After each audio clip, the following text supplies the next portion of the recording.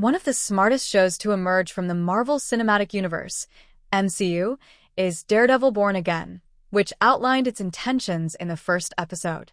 There was a lot of uncertainty about how this reboot would fit into the MCU, even though Netflix Daredevil gained a reputation as one of Marvel's most amazing productions ever.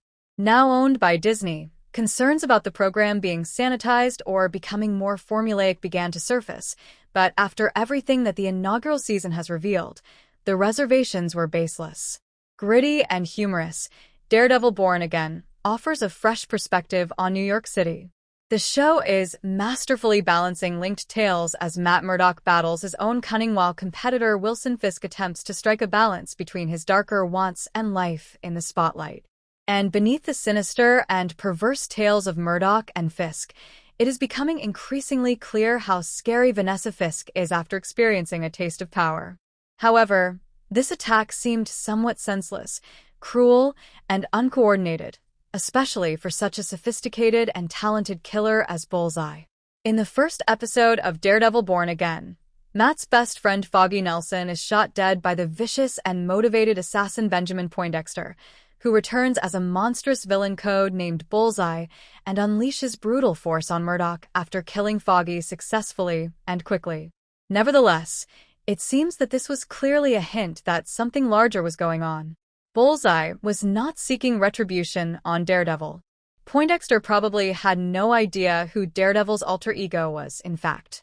It turns out that Bullseye was employed by Vanessa, who at the time she recruited Poindexter harbored some animosity toward Wilson Fisk and Daredevil.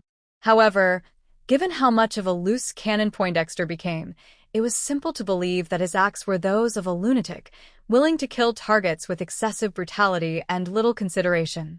In actuality, Bullseye is erratic in both Born Again and the comics. He is a monster who acts without considering the future, and his amazing shooting prowess and effectiveness in taking out his targets make him somewhat careless. Therefore, it appears that Bullseye is on the warpath and may possibly target Karen and Daredevil himself when he shows up at a police-frequented pub prepared to assassinate Foggy. However, it's hard to say whether Bullseye's rampage would have continued because Matt leaped in and started battling him right away. Aside from this, the unbelievable shock of Foggy's death, which seemed to come out of nowhere, provided a fantastic diversion from more research into Bullseye's motivations. Instead, Matt's decision to ostensibly fling Bullseye to his death became the episode's main focus, and both the audience and the hero were utterly engrossed in watching him defeat the evil enemy. The tremendous brilliance working on the show is demonstrated by the fact that Daredevil Born Again managed to smuggle such a crucial moment, which would have additional ramifications and serve as a crucial hint as to what was truly happening throughout the series. They included details along the route that may be recalled and acknowledged as having greater significance, but they were able to make it appear obscure at that particular time rather than attempting to obscure or being afraid to leave breadcrumbs. The reboot status as the ideal sequel to the Netflix series, an amazing addition to the MCU's TV series lineup, and an all-around amazing tale is further supported by its deft storytelling and outstanding delivery throughout the series.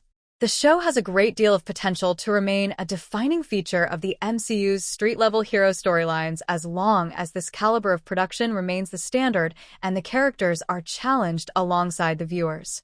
With ever more ingenious plotlines, Daredevil Born Again keeps up its excellent storytelling and exploration of Matt Murdock's nuanced personality. Remember to like, share, and subscribe to my channel for more videos.